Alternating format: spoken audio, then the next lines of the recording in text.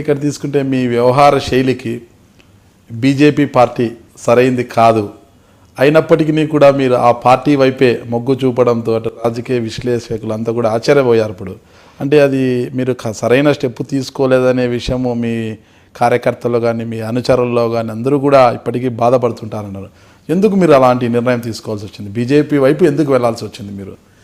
మీకు బీజేపీ అంటే ఒకటి, మనం కేవలం నరేంద్ర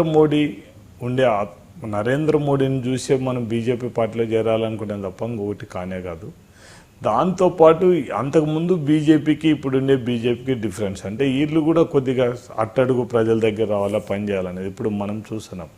ఇంతకుముందు కేంద్ర ప్రభుత్వంలో గవర్నమెంట్లు కానీ ఇవన్నీ కూడా నరేంద్ర మోడీ వచ్చిన తర్వాత సామాన్య మానవుని గురించి ఆలోచన చేయడం. ఇప్పుడు ధన్ యోజన కానీ లేకుంటే బీమా పథకాలు కానీ సురక్ష బీమా కానీ ఇవన్నీ ఆడపిల్లలకు డబ్బులు ఇవ్వడం కానీ ఇవన్నీ బ్యాంకులో మనకు ధన్ యోజన కింద ఇవన్నీ కూడా చూస్తే మనకు పేద ప్రజలకు పనిచేయడానికి అవకాశం ఉంటుందనే ఉద్దేశంతోనే మనకు నరేంద్ర మోడీ ఉండే పరిస్థితి ఇంకా మనం ఇంకెటు అట్టా ఇట్లా అనేది కూడా ఇంకా ఆలోచన చేయలేని అప్పుడు ఉండే పరిస్థితిలో బీజేపీ పోవాలనుకున్నాం, బీజేపీలోకి వచ్చేసినాం అంతే. ప్రత్యామ్నాయం లేక వెళ్ళారు అనేది ఒకటి అంటుంటే టీడీపీలో తలుపులు మూసేశారు, ఇటు వైసీపీలో కూడా తలుపులు మూసేశారు. ఇక ప్రత్యామ్నాయం లేకనే ఏదో ఒక పార్టీలో ఉండాలనే ఉద్దేశంతోనే బీజేపీ వైపు మీరు మొగ్గు చూపారన్నది కూడా ఒక వాదన ఉంది. మీకు ఒకటి చెప్తాండి, ఈరోజు పార్టీలు మారాలనుకుంటే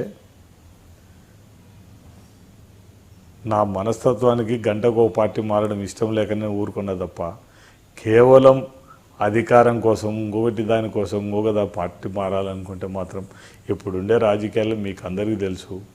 ఎవరు ఏ పార్టీలు ఉంటారు, ఇంకో పార్టీలు ఉంటారు, ఎవరని చెప్పలేని పరిస్థితి.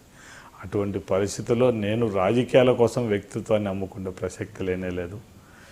నేను నిర్ణయం తీసుకునేది ఏదైనా ఉంటే నా కార్యకర్తలు నాయకులందరూ ఆలోచన చేయాల్సిందే తప్ప నేను మాత్రం ఏ పార్టీలు ఉంటే ఆ పార్టీకి సిన్సియర్గా పనిచేయడం, ఆ పార్టీ సిద్ధాంతాలు కూడా కష్టపడి పనిచేయడం తప్ప ఇంకొక దాన్ని ఆలోచన చేసేది కూడా ఉండదు.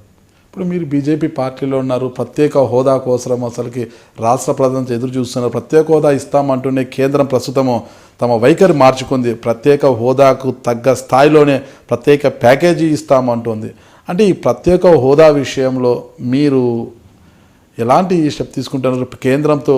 అంటే ఇప్పుడు ఒకటి, దీన్ని ఎవరికి కూడా డయల్మోలో పడిపోయినాం. మేమందరం కూడా చాలా రోజుల నుంచి కూడా మేము బీజేపీ మాకు మీటింగ్ జరుగుతుంటాం, మీటింగ్లు కూడా ఏదో ఒకటి తేల్చండి అని చెప్పి.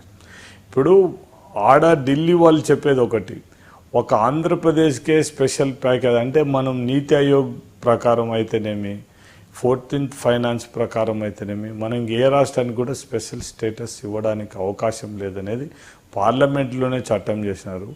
ఆ చట్టాన్ని ఎవరు చూడకుండా కాంగ్రెస్ పార్టీ స్పెషల్ స్టేటస్ ఇస్తానని చెప్పింది. వాళ్ళు ఎందుకు ఈ 5-6 రాష్ట్రాలను గురించి నీతి ఆయోగ్లో చెప్పినప్పుడు కానీ లేకుంటే 14th ఫైనాన్స్లో చెప్పినప్పుడు ఆ రాష్ట్రాలు ఛత్తీస్గఢ్ కానీ కొన్ని రాష్ట్రాలు పెట్టి దాంట్లో కూడా ఎక్సెప్ట్ ఆంధ్రప్రదేశ్ కూడా ఇప్పుడు ఇచ్చే దాంట్లో కూడా ఆంధ్రప్రదేశ్ను కూడా ఇంక్లూడ్ చేస్తున్నామని వాళ్ళకి అంత చిత్తశుద్ధి ఉంటే ఎందుకు చేయలేకపోయినారు? ఒకరి మీద మాట చెప్పేదానికంటే ఇది ఇబ్బంది అయిపోతుంది కదా. మనం ఉండే పరిస్థితిలో ఒక పార్లమెంట్లో పాస్ చేసిన చట్టాన్ని దీని గురించి మనం స్పెషల్ స్టేటస్ ఇవ్వలేకపోతున్నాము. దాని బదులు స్పెషల్ స్టేటస్ మించిన ప్యాకేజ్ ఇస్తున్నాం, దాన్ని అందరూ కూడా ఆమోదించాల్సిందే. మనం ఇప్పుడు ఇంతకుముందు కంటే ఇప్పుడు బెటర్గా ఇస్తున్నాము. స్పెషల్ ప్యాకేజ్ స్పెషల్ హోదా కింద ఇస్తే ఏమొస్తాయి, అంతకంటే ఎక్కువ ఇస్తామన్నప్పుడు అది ఎందుకు కావాలనేది మా వాళ్ళ వాదన. మన వాళ్ళు ఏమో నువ్వు ఎన్ని ఇచ్చినా కూడా మాకు స్పెషల్ స్టేటస్ కావాలనేది. దీని మధ్యన ఎటు మాట్లాడడం కూడా కష్టం. ప్రత్యేక హోదా ఖచ్చితంగా తీరాలంటే కేంద్ర ప్రభుత్వం రాష్ట్ర ప్రజలను మోసం చేసింది అన్నాడు. ఈరోజు పవన్ కళ్యాణ్ కూడా కాకినాడలో పెద్ద ఎత్తున సభ కూడా నిర్వహించారు. అసలుకి ఇంకా పవన్ కళ్యాణ్ వ్యాఖ్యల్ని మీరు ఎలా సమర్థిస్తారు? పవన్ కళ్యాణ్ ఆయన ఒక పార్టీ నాయకుడు, ఆయన వర్షన్లో ఆయనతో మాట్లాడతాడు, మా పార్టీ వర్షన్లో మేము మాట్లాడతాము. ఆయన మాట్లాడిన దానికి మనం ఎట్లా తిరిగి మేము బీజేపీ పార్టీగా ఆయన మాట్లాడిన మాటలు ఖండిస్తాం ఖచ్చితంగా. ఆయన కూడా ఆలోచించాల్సింది ఒకటే, స్పెషల్ స్టేటస్ బదులు ఈ స్పెషల్ ప్యాకేజ్ ఇవ్వడం వల్ల ఎందుకు నష్టం జరుగుతుంది? ఇప్పుడు స్పెషల్ స్టేటస్ లేకపోతే స్పెషల్ ప్యాకేజ్ ఏమి డిఫరెన్స్? దీనికి ఏం నష్టము? ప్రత్యేకమైన హోదా ఇవ్వకపోతే ఈ రాష్ట్రం నష్టపోయేది ఏదో చూపండి. ఈ స్పెషల్ ప్యాకేజ్ వల్ల మీరు స్పెషల్ స్టేటస్ ఇవ్వకపోతే మీరు ఎన్ని ప్యాకేజీలు ఇచ్చినా మాకు నష్టమని చూపించగలిగితే మనం లక్షణంగా మాట్లాడచ్చు. ఈ ఆంధ్రప్రదేశ్ ప్రజల కోసం పార్టీని హైకమాండ్తో వాళ్ళతో అందరితో నాయకులతో మాట్లాడడానికి ఏం అభ్యంతరం లేదు. ఊరికి ఎవరంతకు వాళ్ళు పార్టీ ఇమేజ్ కోసం ఇంకొక దానికోసం మాట్లాడితే ఏం చేయలేని పరిస్థితి అయిపోతుంది. దాదాపు ఒక 30-40 దశాబ్దాల క్రితం తీసుకుంటే మీరు చాలా చిన్న పిల్లవాడప్పుడు మీరు బస్సులో వెళ్తుండగా మీ ప్రత్యర్థులు మీ కుటుంబ సభ్యులందరినీ కూడా హతమార్చారు. ఆ సమయంలో మిమ్మల్ని బస్సులో ఉన్న ప్రయాణికులే కాపాడారు, అంటే ఇతను మా పిల్లవాడే అని చెప్పి కాపాడారు అంటున్నారు.